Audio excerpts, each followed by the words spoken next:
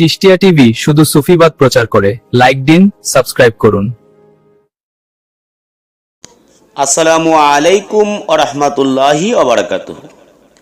আমরা সবাই জানি শরীয়তের বিধানে বছরে 30টি রোজা রাখা ফরজ, কিন্তু সুফি সাধকগণ এবং ওলিয়া উলিয়াগণ বলেন শরীয়তের 30 রোজা, কিন্তু তরিকতের নামাজ একটি এবং রোজাও একটি। এই কথাটি শুনে অনেকের মনে খটকা লাগতে পারে। কেন তারা এমনটি বলেন? এটি কি শরীয়ত বিরোধী কোনো কথা, নাকি এর পেছনে লুকিয়ে আছে কোনো গভীর আধ্যাত্মিক রহস্য? আজকের ভিডিওতে আমরা কোরআন, হাদিস এবং মারিফতের আলোকে এই রহস্য উন্মোচন করব। শরীয়ত এবং তরিকতের সম্পর্ক। শরীয়ত হলো দেহের মতো, আর তরিকত বা মারিফত হলো তার আত্মা বা রুহু। শরীয়ত আমাদের শেখায় ইবাদতের নিয়ম কানুন, আর তরিকত শেখায় সেই ইবাদতের হাকিকত বা বাস্তবতা। ইমাম মালিক রহমতুল্লাহ বলেছেন, যে ব্যক্তি তরিকত ছাড়া শরীয়ত পালন করলো সে ফাসেক, আর যে ব্যক্তি শরীয়ত ছাড়া তরিকত পালন করলো সে কাফের, আর যে ব্যক্তি দুটি সমন্বয় করলো সেই হচ্ছে প্রকৃত সত্য লাভ করলো। এবার আসি তরিকতের দৃষ্টিতে নামাজ একটি কেন। শরীয়তে আমরা দিনে 5 বার নির্দিষ্ট সময়ে নামাজ পড়ি, কিন্তু তরিকতের দৃষ্টিতে নামাজ একটি। সেই নামাজের নাম হলো সালাতুদ দাইমুন, অর্থাৎ সর্বক্ষণিক নামাজ। সূরা আল মারিজ আয়াত নম্বর 23, আল্লাযিনা হুম আলা সালাতিহিম দাইমুন, অর্থাৎ যারা নামাজে সর্বক্ষণ কায়েম থাকে। সুফিবাদে নামাজ মানে শুধু সিজদা বা রুকু নয়, বরং কল্প বা হৃদয়কে আল্লাহর স্মরণে ডুবিয়ে রাখা। একজন সুফি যখন আল্লাহর ধ্যানে ডুবে যায়, তখন তার প্রতিটি নিঃশ্বাস এক একটি করে নামাজে পরিণত হয়। তাই তাদের কাছে আলাদা আলাদা সময়ে নামাজ নয়, বরং গোটা জীবনটাই একটি অখণ্ড নামাজ। এবার চলে আসি তরিকতের দৃষ্টিতে রোজা একটি কেন। শরীয়তের রমজান মাসে 30টি রোজা নির্দিষ্ট, কিন্তু তরিকতের সাধকদের জন্য রোজা একটি, আর তা হলো নফস দমন। নবী করিম সাল্লাল্লাহু আলাইহি সাল্লাম বলেছেন, তোমাদের মধ্যে সবচেয়ে বড় যুদ্ধ হলো নফসের বিরুদ্ধে যুদ্ধ করা।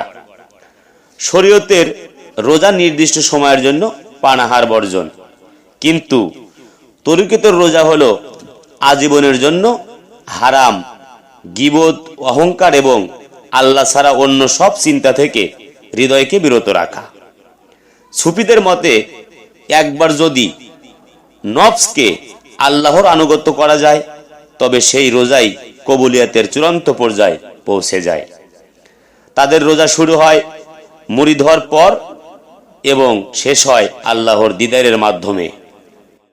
হযরত বরফির আব্দুল কাদের জিলানী রহমাতুল্লাহ আলাই এবং খাজা মঈনুদ্দিন চিশতি রহমাতুল্লাহ আলাইয়ের মতো মহান সাধকগণ আমাদেরকে শিখিয়েছেন, দেহের ইবাদত সংখ্যার উপর নির্ভরশীল। যেমন 30টি রোজা, 5 ওয়াক্ত নামাজ, কিন্তু কলবের ইবাদত হলো একক, নিরবচ্ছিন্ন। শরীয়ত বলে তোমার আমার আলাদা মাল, তরিকত বলে তোমার মালও আমার মাল, আর মারিফত বলে না আছে তোমার না আছে আমার, সবই আল্লাহর। তরিকতের একটি নামাজ বা একটি রোজা মানে শরীয়তকে অস্বীকার করা নয়, বরং শরীয়তকে কলবের গভীরে নিয়ে যাওয়া। 30 রোজার মাধ্যমে আমরা যে তাকওয়া অর্জন করি, তরিকত সেই তাকওয়াকে সারা জীবনের সঙ্গী করে দেয়। সুফি দর্শনে তরিকত হলো একটি দুর্গম পথ, আর এই পথে চলতে গেলে একজন অভিজ্ঞ পথ প্রদর্শকের প্রয়োজন, যাকে আমরা পীর বা মুর্শিদ বলি।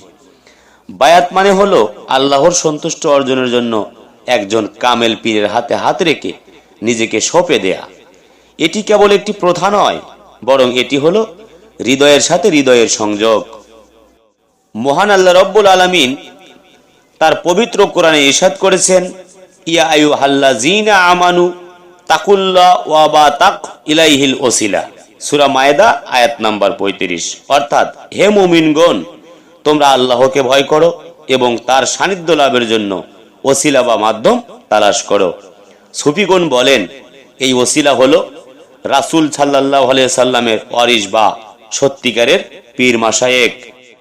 তরিকতের একটি নামাজ, একটি রোজা, এই গভীর তত্ত্ব আপনি বই পড়ে বা একা একা সাধনা করে অর্জন করতে পারবেন না।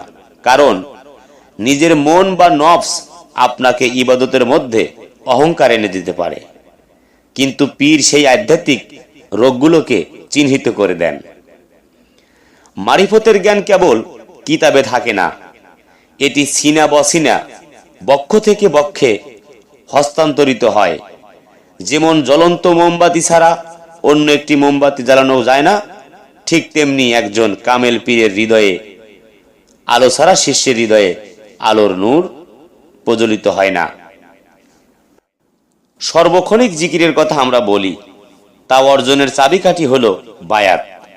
বায়াত ছাড়া আধ্যাত্মিক জ্ঞান অর্জন করা অসম্ভব। তাই প্রকৃত সত্য জানতে হলে আপনাকে অবশ্যই একজন হক্কানি পীরের কাছে আত্মসমর্পণ করতে হবে। এই তথ্যগুলো যদি আরো গভীরভাবে জানতে চান এবং সুফিবাদ সম্পর্কে গভীর জ্ঞান অর্জন করতে চান, আমাদের কাছে বিভিন্ন প্রকারের সুফিবাদের বই রয়েছে, যে বইগুলো পড়লে আপনি সুফিবাদ সম্পর্কে অনেক কিছুই জানতে পারবেন, অনেক কিছু বুঝতে পারবেন যা এখনো আপনার অজানা। এই বইগুলো সংগ্রহ করে আপনার জীবনে নতুন করে আলো জ্বালাইতে পারবেন। এই বইগুলো নিতে আমাদের স্ক্রিনে দেওয়া নাম্বারে যোগাযোগ করবেন।